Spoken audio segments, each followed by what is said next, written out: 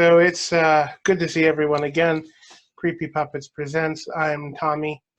So it's been quite a while since I've put anything up here, and that's because I underestimated the sheer amount of time it would take to prepare for my thesis defense, which will occur at 2:30 today. At present, it's 12:30. So I'm going to do one more practice run of that. And because I'm not allowed to record the session, I'm going to record now the penultimate speech before I present it at 2:30 and present it to all of you.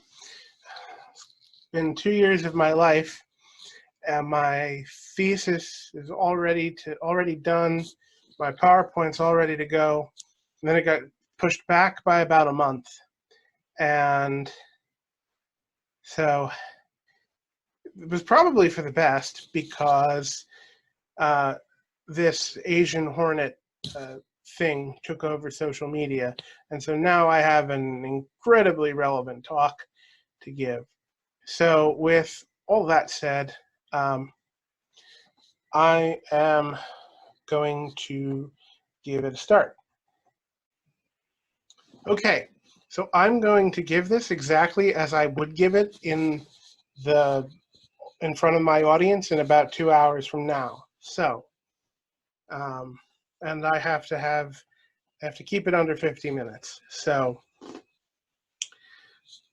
all right, thank you. Welcome to my my thesis defense on the Asian giant hornet and an invasion of it in North America. Now, I know everyone probably has a big question in their minds, and we're going to get to that.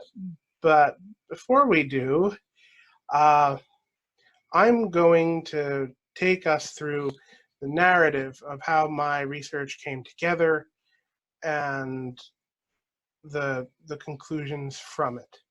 So, when I graduated from undergrad at Rutgers University, I felt very burnt out.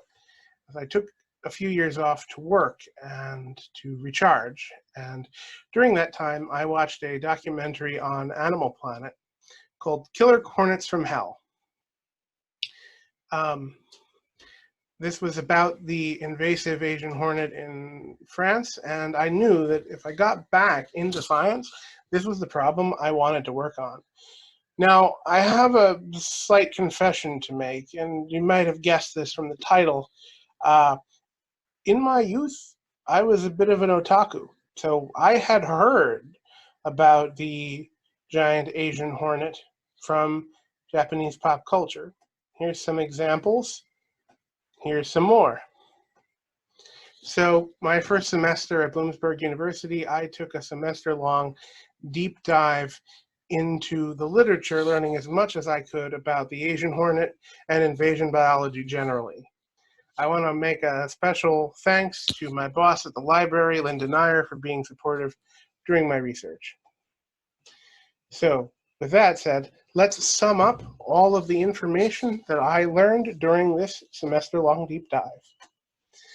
So the Asian hornet, also known as the yellow-legged Asian hornet or Asian bee-hawking hornet, scientifically Vespa velutina, is native to southern Asia, but global warming has caused its range to move ever northward into northern China, Korea, and Japan. And international trade has caused the subspecies, the nigrothorax, the Asian black-bellied hornet, to spread and become invasive in France and throughout Europe. Now, the reason this is so problematic is that the Asian hornet is a major predator of honeybees. Now, in its native range, the native honeybee, Apis carana, has natural defenses to Asian hornet predation, but the common European honeybee, Apis mellifera, does not. And these things eat a lot of bee protein. They feed it to their larvae. As much as 1/3 to 2/3 of their protein diet is honeybee. So there's huge ecological and economic impacts from the mass slaughter of bees brought on by the Asian hornet. So if international trade means that it's inevitable that Asian hornet will come here, or one of its kin like the giant Asian hornet, Vespa mandarinia, then it behooves us to try to simulate such an invasion so that we can get a handle on what that would look like. So let's start with taking a look at the biology of the Asian hornet. So the life cycle of the Asian hornet begins in late winter, early spring, around beginning of April, when a fertilized gyne, that is a potential queen, emerges from hibernation and builds a primary nest. She will lay her first round of brood, and this brood will be workers, and when they mature, they will build the secondary nest seen here. They will produce numerous gynes, as many as 560, and as the summer season ends, they will spread out, mate, and hibernate, while the original colony dies as fall fades to winter. And this is just a graphical representation of that. So let's talk now about the ideal habitat of the Asian hornet. The two main conditions for favorability for the Asian hornet are warm and humid areas. Though they can tolerate more moderate conditions, they also seem to really enjoy urban conditions where human structure provides a lot of opportunities for safe hibernation. And they tend to like rivers as well. So an urban city where a river meets an ocean would be ideal. It's also been known that the Asian hornet likes seafood protein, so a thriving fishing industry. And if I wanted to give an Asian hornet an ideal starting condition in the United States, New Orleans would probably be my go-to location. So, turning now to how the Asian hornet interacts with the environment around it, the most prominent fact about the Asian hornet is its relationship to its prey. Now, the Asian hornet hunts bees by a process called bee hawking. And the scout will find a worker bee out collecting nectar from a flower, and it will tail that bee back to the hive. And then it will spray a pheromone on the hive and fly back to the nest. The scout will then recruit her sisters, who will all go back to the hive and slaughter all the bees. Now, Apis carana, the main honeybee in the native range, has evolved defenses against the Asian hornet. So the first thing it will do is it will flash what's known as an I see you signal, where it'll raise its wings and it'll be like, I see you, if you want to start something. And the Asian hornet may, in fact, break off pursuit. If it doesn't, the bee will begin to secrete a pheromone. And this pheromone will cause all of the rest of the bees in the hive, as it returns to the hive, to wake up and be ready and to fight. And when the scout reaches the nest, or the scout reaches the hive to stick its pheromone, all the bees will come out and swarm and ensnare the hornet in a heat ball, but I prefer to call it a bee ball. And they'll flap their wings, and the heat and carbon dioxide in the center of that ball will get so hot that it will cook the hornet. Now, of course, Apis mellifera don't have this ability, so they're obviously extremely vulnerable to Asian hornet hunting.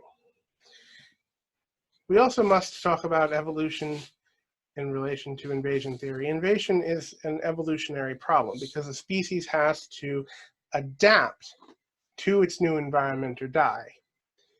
So what do we know about the adaptation of the Asian hornet to its environments? Well, inbreeding depression has been observed in France, but it hasn't slowed them down. In fact, they're spreading faster in France than they are anywhere else.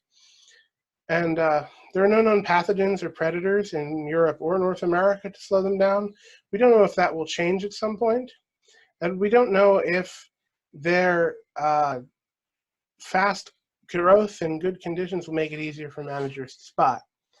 But we should talk a little bit about what is known about the evolution of the Asian hornet. So that is to say, the evolution of hymenopterans generally. Hymenopterans first emerged during the Triassic period, where the sawflies diverged from the base wasps during the Triassic-Jurassic boundary. This is an image of a sawfly. Bees and ants diverged from the wasps in the early Cretaceous. And there's a famous controversy about hymenopteran evolution, which is how eusociality evolved. And there's 3 different models for that.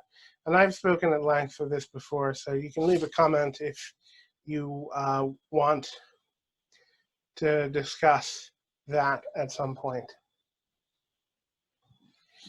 So turning now to the broader theory of biological invasions, it's important to distinguish an invasive species from a non-native species.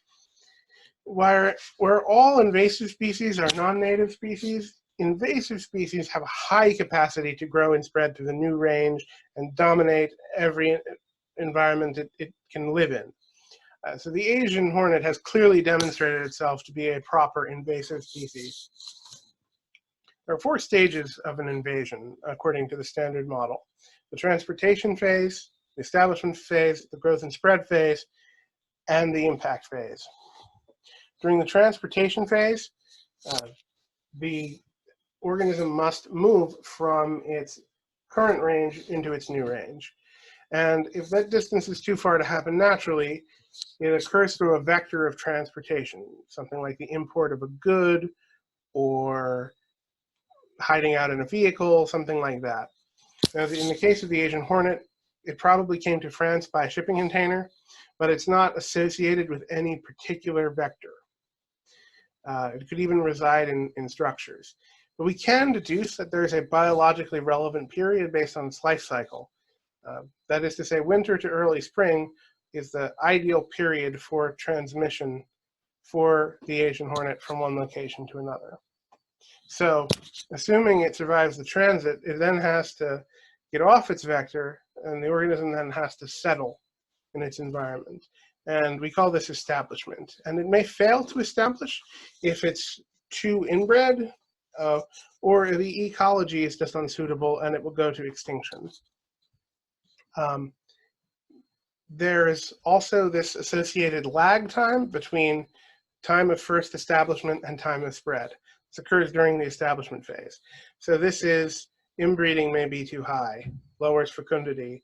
It may take time to adapt to local conditions, and it may not feel the pressure to leave its initial environment until the population density becomes strong enough. It's known as the Ali effect, before it starts to move out. Once it does start to move out, though, we can model this using population modeling and dynamical systems theory, which I'm going to explain in detail shortly. And then after it has spread out to its new range, we want to talk about the ecological impacts, the economic impacts, the cost of countermeasures, and the cost of restoration. This is a graph summarizing invasion theory.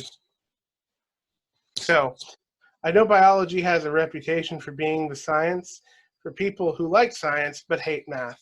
Unfortunately, there's a lot of math in this next section. And if we were still doing this in a big auditorium, I'd ask someone to run up and guard the door so no one can flee. So we'll just do a quick review of some basic notation in math. Start with calculus. Calculus studies functions, which can be single variate or multivariate. And the most and an important feature of a function is the derivative of rate of change in one variable, rate relative to the rate of change in the other variable. And this represents something like rate. There are 2 important variants of the derivative we need to talk about: the partial derivative, which we note with this curly d, and that occurs when there are more than 2 variables. So it's a derivative in a multivariate function. And the second derivative, which is the change in changes, the derivative of the derivative. We use this to represent acceleration. We can also use it to represent things like concentration gradient and curvature. The opposite of the derivative is the integral, which is the sum of many infinitely small slices of a function, we can use this to find the area under a curve or the distance along a path. And derivatives and integrals are opposite operations of each other. For clarity of notation, I've introduced this shorthand for time derivatives, so rates relative to time. This little star notation. So now turning our attention to reviewing statistics. Statistics is the study of distributions of data.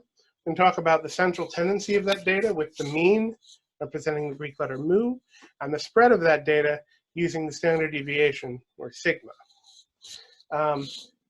Information in nature is usually distributed according to a Gaussian or normal distribution, colloquially known as the bell curve. We can see these equations. This is the two-dimensional bell curve, and this is the three-dimensional bell curve. And here's what these look like graphically. The last thing we need to review is the concept of statistical regression. If I have two sets of variables and I plot one against the other, and I notice that they tend to form a line or some other function through space, then I can say that these variables are highly correlated. And if variables are highly correlated, that means I can use one to predict the other. And I can do this using regression, where I find a best fit line or some other function through the data that reduces the error between the prediction by the line and the observed. And I can use that equation then to predict the future variables. So let's say the occurrence of an organism is highly correlated with temperature. Then I can run a regression to calculate the odds based on temperature of an organism occurring. So I have this intuition, and I hope you share this intuition with me, that the total change into a population in an area is the sum of the change caused by migration, movement in a route, and reproduction, baby making. So all we do, notating that in calculus notation, turns it into this. Now, if we assume that that migration is random and that the growth of the population is logistic, as it normally is in environments, then we can turn this equation into this, where d is the innate rate of diffusion. This is the concentration gradient. This is the innate rate of growth, and this is the carrying capacity. The first part here is the heat equation. You probably get that in a differential equations or physics course. And then at Bloomsburg, we have concepts 2, which will study this equation. So we do need to add some things to this equation, though. But first, this is logistic growth, and this is what happens during diffusion by the heat equation. You'll have a flatter and flatter bell curve as time goes on. So this equation assumes smoothness across all sites. Same spread, same growth, same carrying capacity everywhere. Of course, real environments vary. And so we need a patched model as opposed to a smooth one. And all I've done here is I've taken our 3 constants and I've turned them into position equations. So this is the change in population density.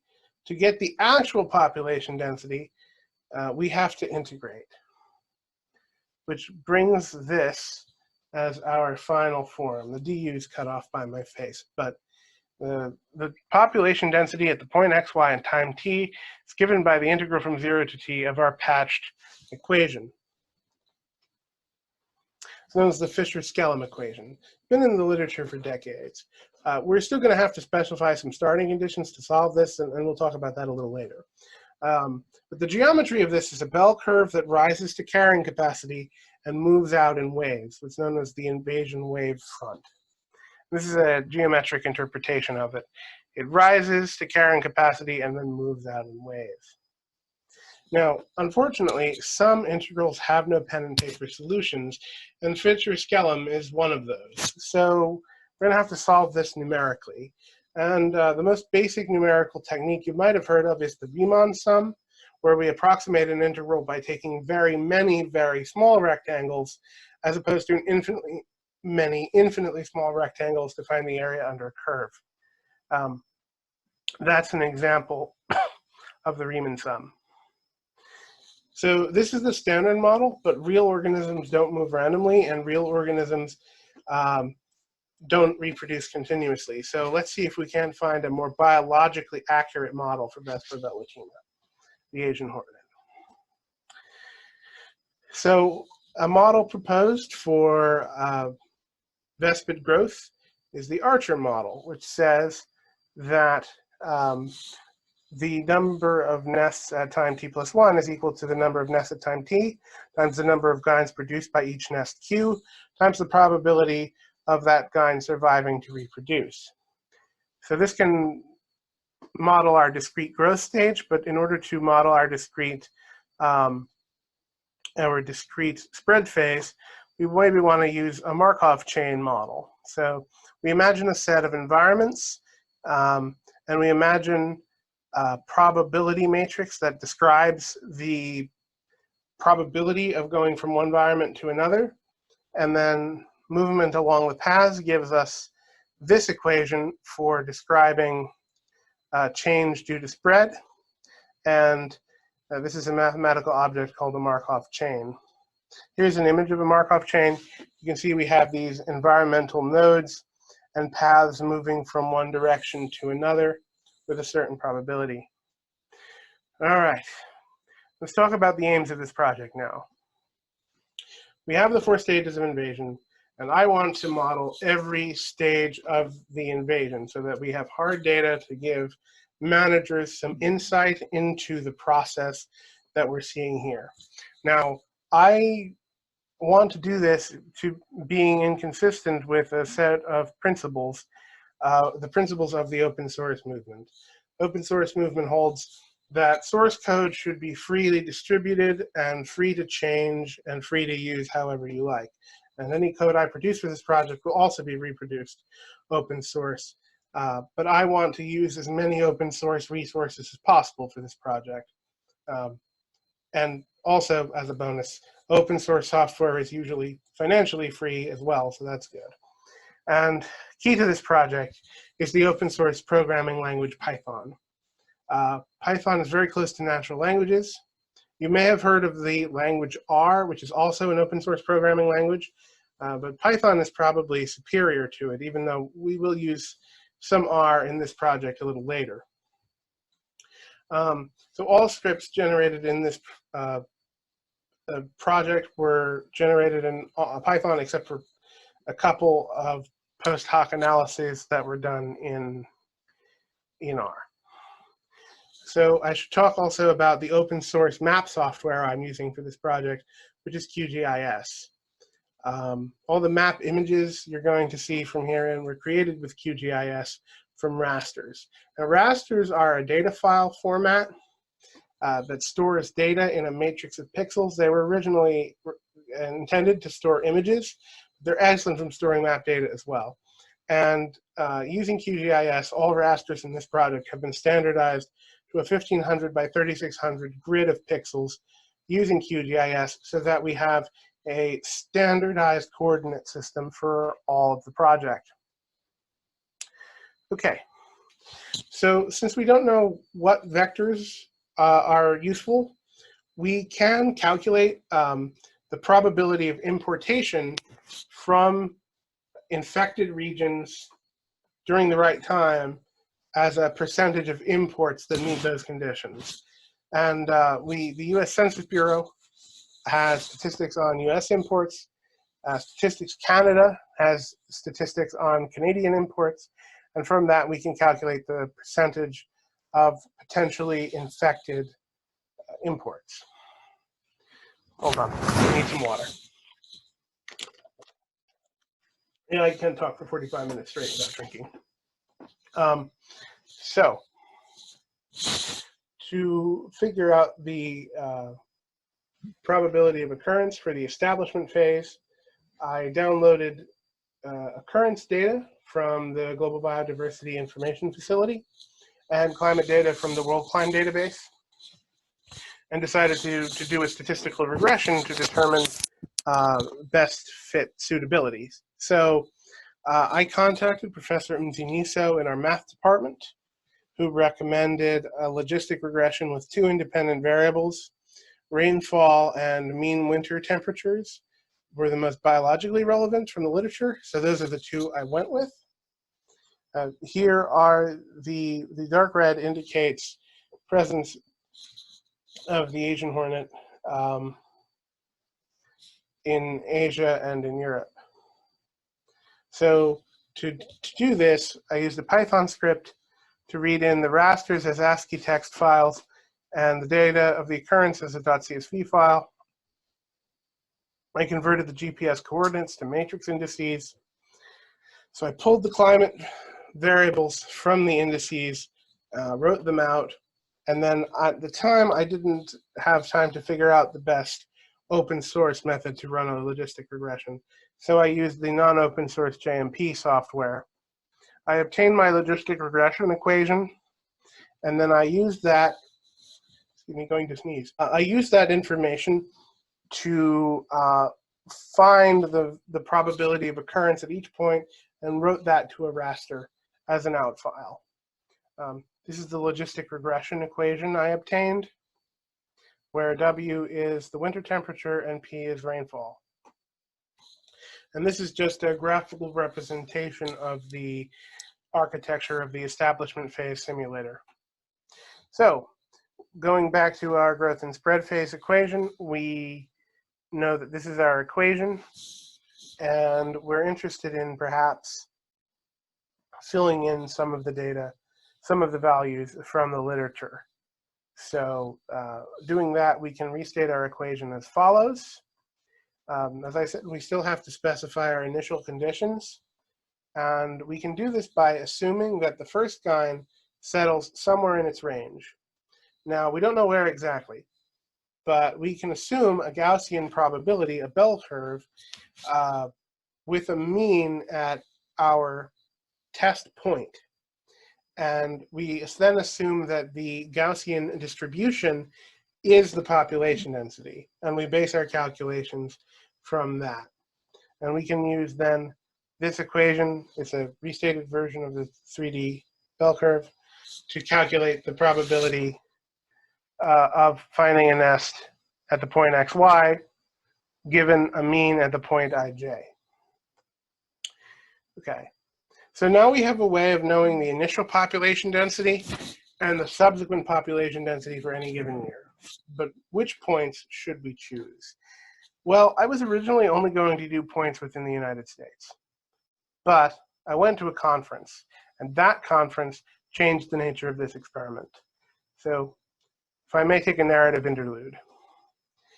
I shared this research with Carrie Lena Brown at Cornell University's New York Invasive Species Research Institute, and through encouragement, I volunteered to bring my research to the North American Invasive Species Management Association in Saratoga Springs, New York, in their October 2019 conference. So there's me presenting my poster. So by coincidence, I had dinner with Sue Stanforth of the Invasive Species Control Board of British Columbia, who told me that the Asian hornet had been spotted on Vancouver Island not a month before the conference. There's a link to the story. So my research was no longer theoretical, and I felt a new sense of urgency. And I also decided I needed to add some Canadian points. So I did. The test group consists of 22 points in the US and Canada representing major ports. The GPS coordinates were accessed from Google Maps, and I converted those into matrix indices using our uniform coordinate system.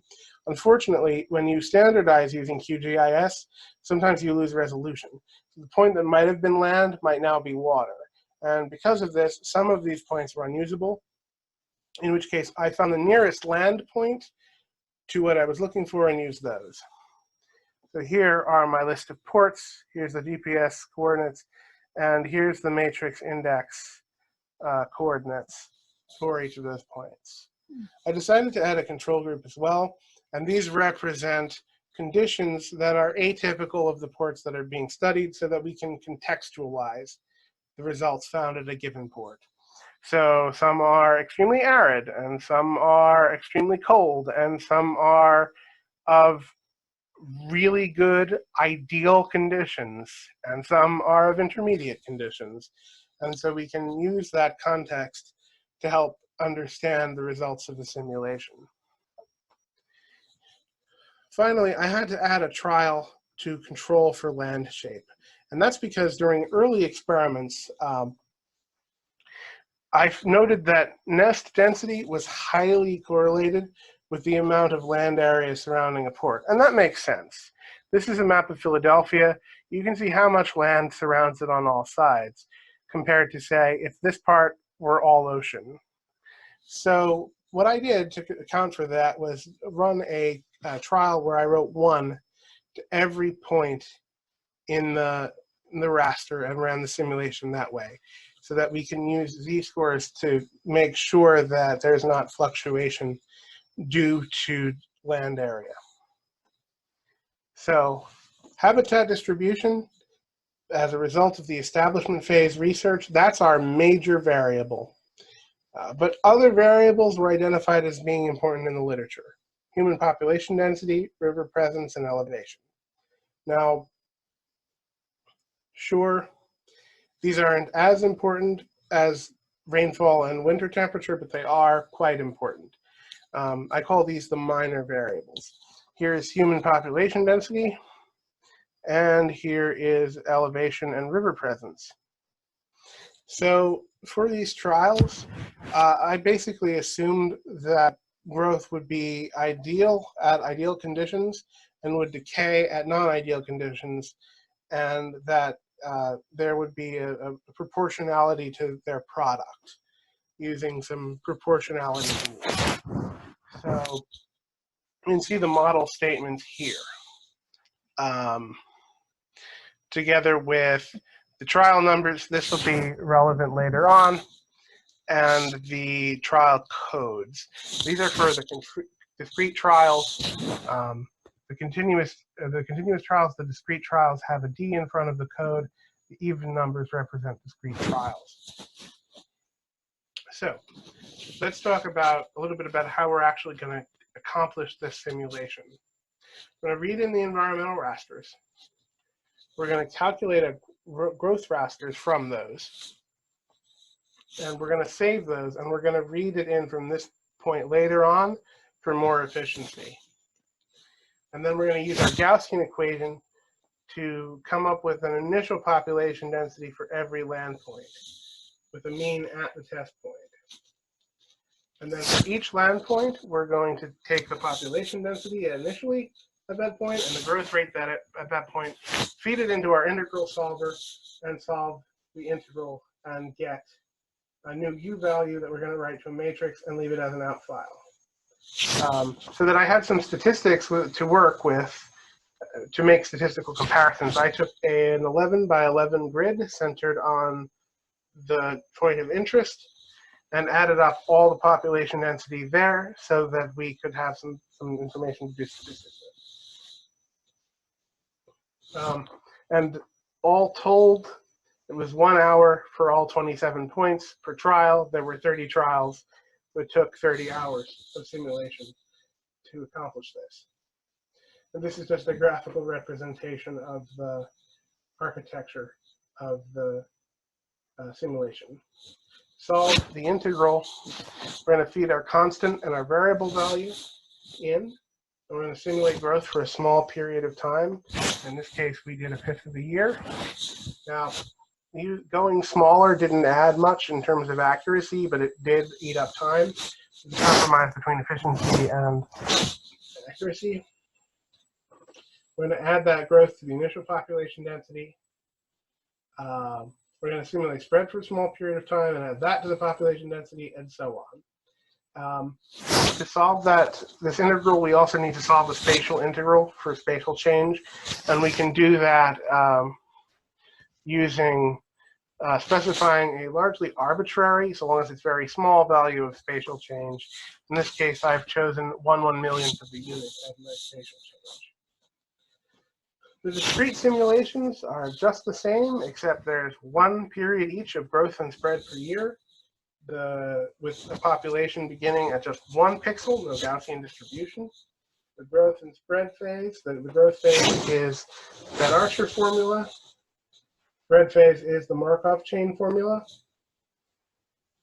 And I needed to come up with a probability matrix. So if I used all points, it was far too much data for my computer to handle.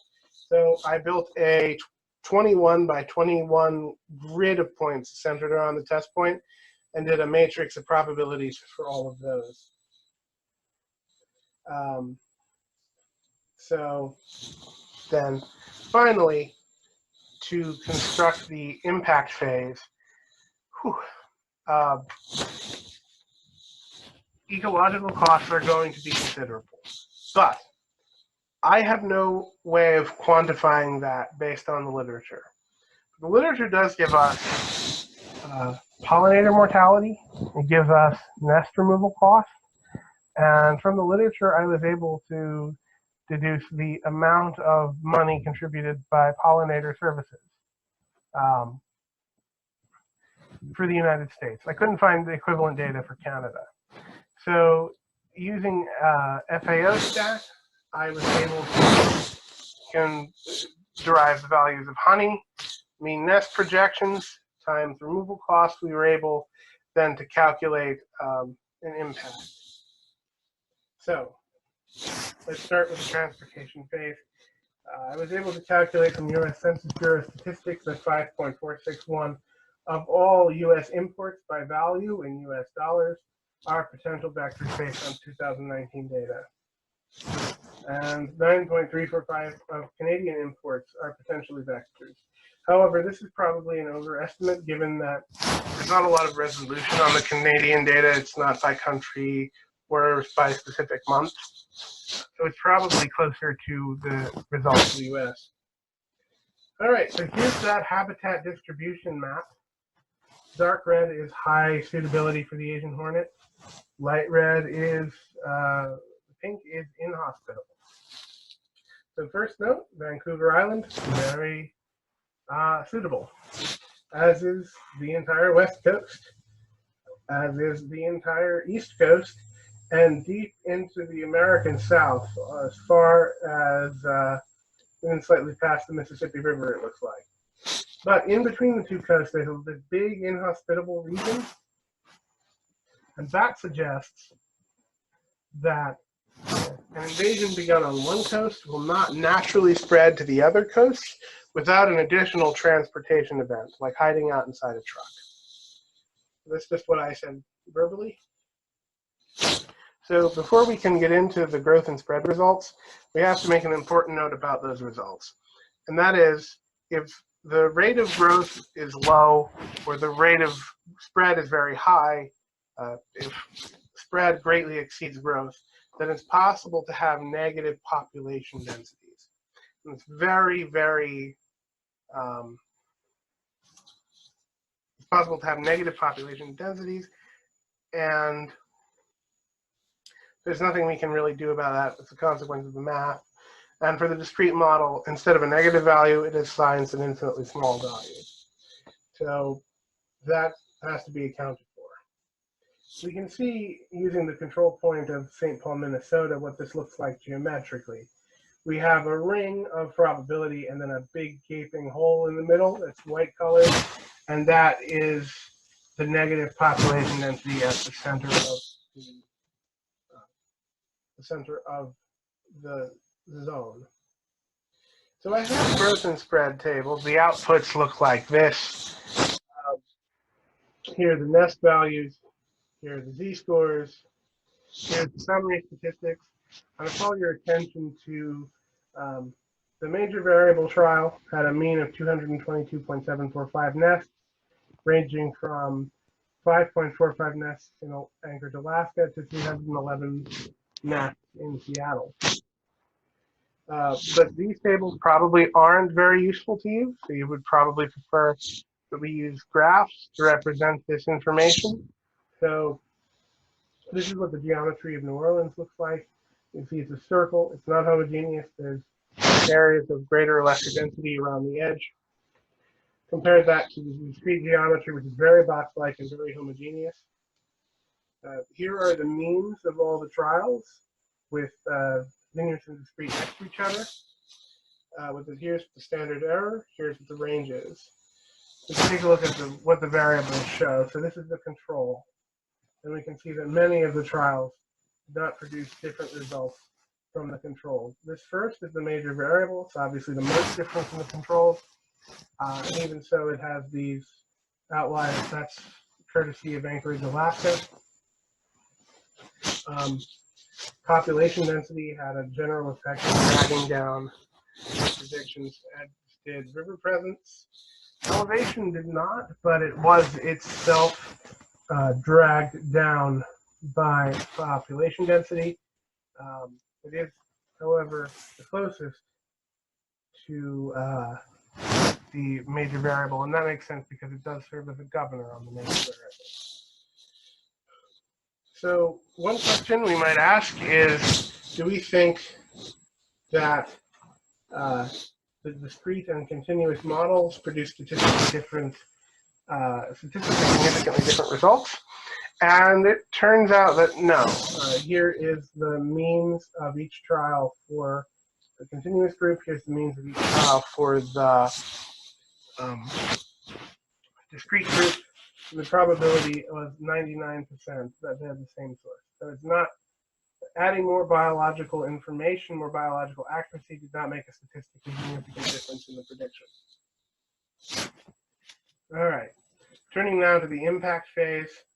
Based on pollinator services, honey production, and removal costs, I project a loss of $565 million, thereabouts, as a worst case scenario for the US. And for Canada, given the more limited information, at least $6.5 million in damage to Canada's economy. So, summing this all up then. Without any reliable vectors, it's impossible to know with more precision, but we can estimate that a decent chunk of trade is a potential vector of transmission. Now this, of course, may well be moot, because if there's already a population in British Columbia and it hasn't been wiped out, then transportation is largely irrelevant. The establishment phase found highly suitable Vancouver, the coast being highly suitable, the southern United States being highly suitable, but a band of unsuitable areas due to the Rockies, the deserts, the Great Plains, highly arid, highly cold regions, so that an invasion would not ride naturally, but you may have to introduce it artificially. So the southern United States is very vulnerable, as is the agriculturally important region of California. Here's the map once again. All right, so the spread phase. The literature shows that the French population increased by an order of magnitude every generation until hitting a capacity of 1,200 nests. Now, the major variable trial and the trials with the elevation of the governor were the only ones consistent with that. So these trials had projections in the mid-200s, which is high, but not nearly as high as the ideal condition of 440 nests. There were lots of negative, very small numbers, especially when human population density was factored in. While discrete densities were slightly higher and more homogeneous. And adding more biological accuracy did not improve the information. It didn't produce different results. But I did want to do a statistical test in R comparing O and DO, the discrete and continuous versions of the major variable trial. So when I just did the test groups, I did find a statistically significant difference, which is found at a 95% confidence interval. But when I brought all sites in, that statistical significance went away. And so what's happening there is that the control sites are defining the extremes of the range, and the projections are sampling different regions of the internal distribution, which is good. That's kind of the point of having these controls. So using either method doesn't really matter. You can use either model to make predictions about the number of nests. So given the lack of information, I can't really say very much about Canada's impact, but the US could be greater than $500 million with potentially incalculable damage to the ecology. So now, the big takeaway, what can we say to our managers? The first thing we can say is it's not going to be feasible.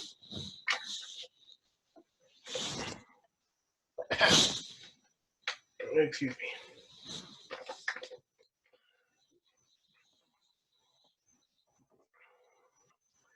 First thing we can say is it's not going to be feasible to monitor any given import.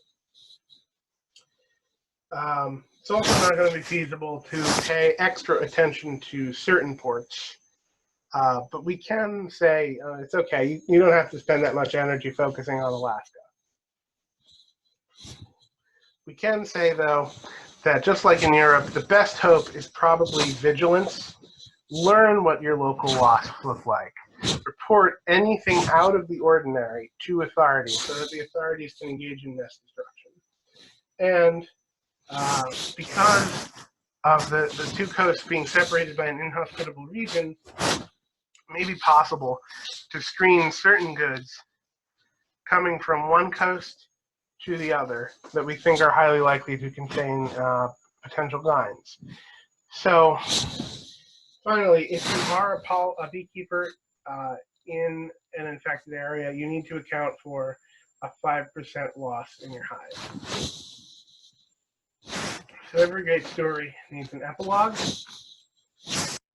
The continuous model that I use, the Fisher-Skella model, had been validated in Europe, not in North America.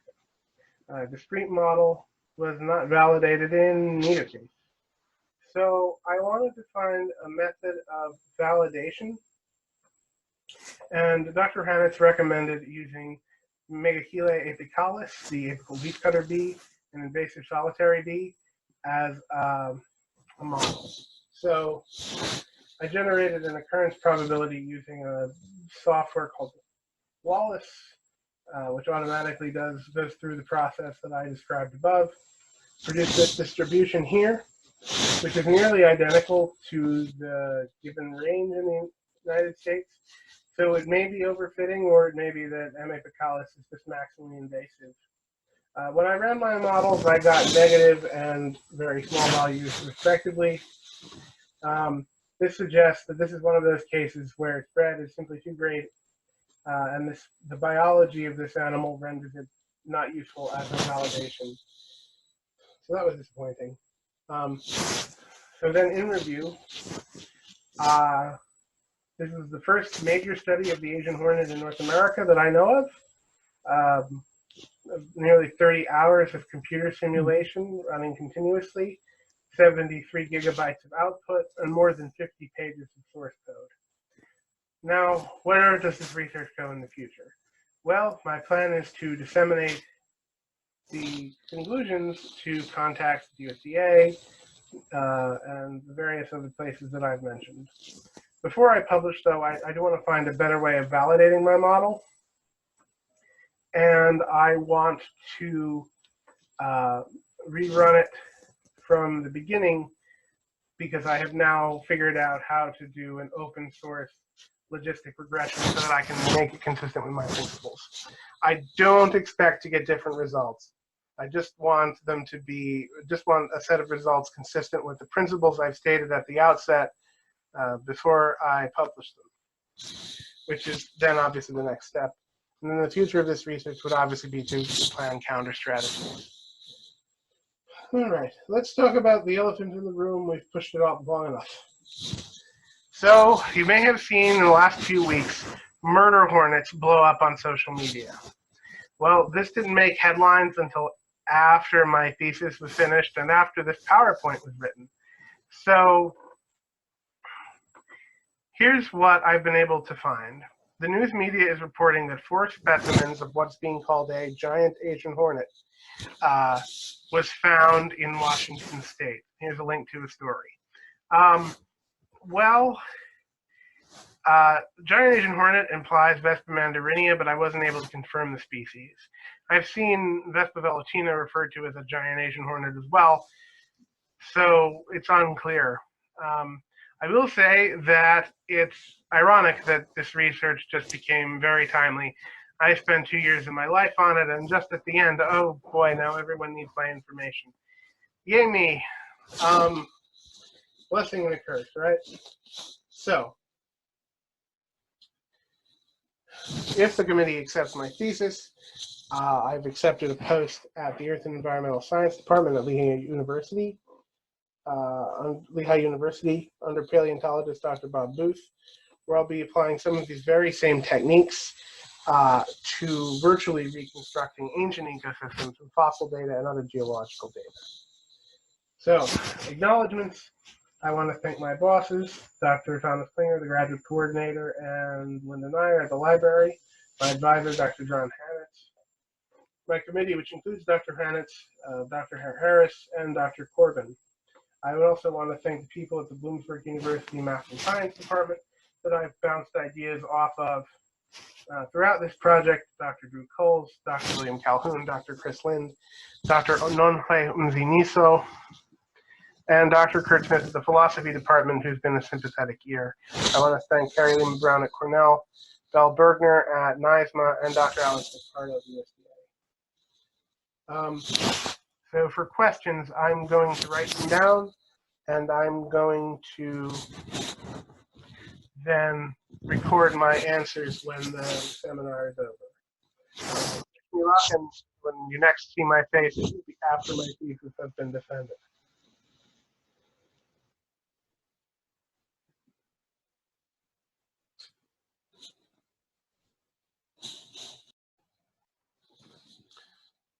Okay.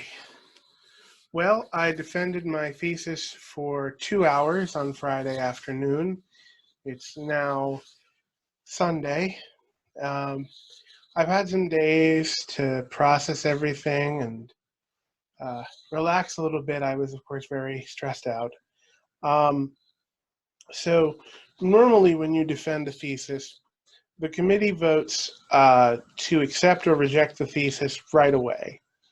Now, in my case, that didn't work out, so the vote is next Friday on whether or not to accept, well, this coming Friday, on whether to accept or reject my thesis. So, of course, I'm still a little bit on pins and needles until then.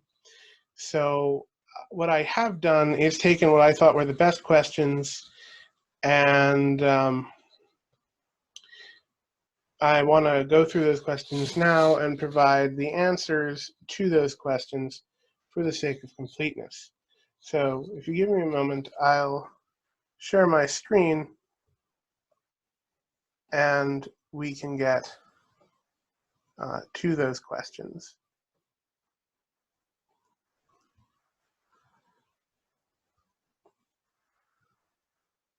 So the first question is,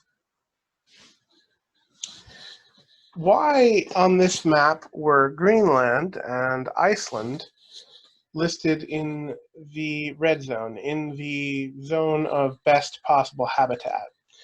And I think this question can be brought out more broadly as to why is any particular area highlighted as good? Well, we might be able to speculate on the biological relevance of some of this. So for example, the biological relevance of this stretch here, where it's not very good, because we know that aridity and temperature affect it, likely in the south it's too arid, in the north it's too cold. Of course, habitat distribution models always have a margin of error. Now, if I had to speculate in the Greenland-Iceland case specifically, if you look at this, there seems to be a curve going right up through Canada and through Greenland and through Iceland. So that may be an underlying weather pattern that brings warmer, moister air up that way, but you know, I don't know for sure. So with habitat distribution modeling, there's always, so for example, another area might be India here. We would maybe expect more of India to be suitable given how similar it is to its origin point in southern China and the Indo-Chinese peninsula. But that's what the model says. There's always some error in the model. So actually, I received a set of questions on model validation, and I think that probably wasn't terribly clear. So I'm going to summarize model validation generally and how it applies in this particular case. So model validation wants to compare the results of the model to some data to determine how accurate our model was. So as I've said, the discrete, rather the continuous Fisher-Skelam model has been validated in France by the French team that used the model in the paper Robinette et al. 2017. Now the results of the t-tests would suggest that since the discrete model came up with the same results, that it's probably the case that would count as you know, a model validation, as a corroboration between the models. So logically, if the one model had been validated and the second model compared to that, then by logic the second model had been validated. Now, again, it could be one thing that was suggested in the defense was that perhaps I should run all of the models against the French data, which strikes me as being slightly counterproductive. And my reasoning for that is, first, the continuous model in France has already been run in France. So I would be validating the model twice, where we already know it's validated. Secondly, these extra variables didn't seem to produce very much extra insight.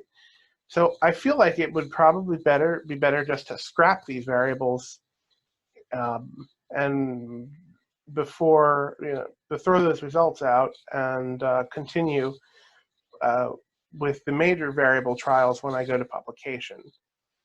Now, as for specifically, why did the Megachile apicalis model fail? Well, so recall that the way the model works is that if rate of growth is too low, you end up with negative densities. And that's what happened in this case. M. apicalis can spread. In fact, it spreads faster than the Asian hornet, but it doesn't grow fast enough. So our initial distribution might start out the same, but without the substantial rate of growth, it just deflates to nothing too quickly. So that's why the model validation using M. apicalis failed. So before I publish, I may want to use a better model. This was a rather interesting question I got, and I want to sort of share it with you in more depth. So why did I use a deterministic model rather than a stochastic model? Now, if you're unfamiliar, a deterministic model says the population should definitely be this at time t. You know, calculus is a deterministic process based on deterministic functions, whereas a stochastic model is probabilistic. Now, I dealt with this extensively in the paper. I did about 2 or 3 pages talking about stochastic models, but I left it out of the PowerPoint because it was kind of a dead end. The stochastic models in the literature that I discuss in the paper are a lot of ways based on, well, we know that it's here. And so based on it being here, we can calculate probabilities of where it might be in the future with a certain probability.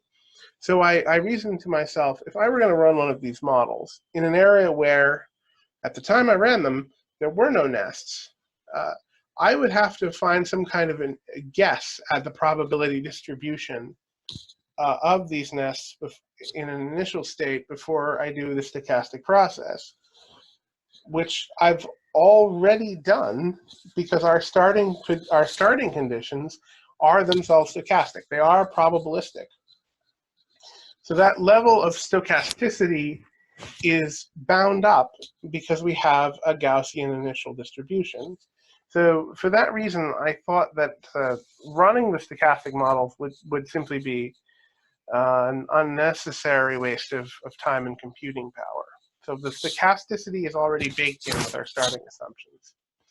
And then the fourth really good question is that if I use the Wallace software to get the habitat distribution for M.A.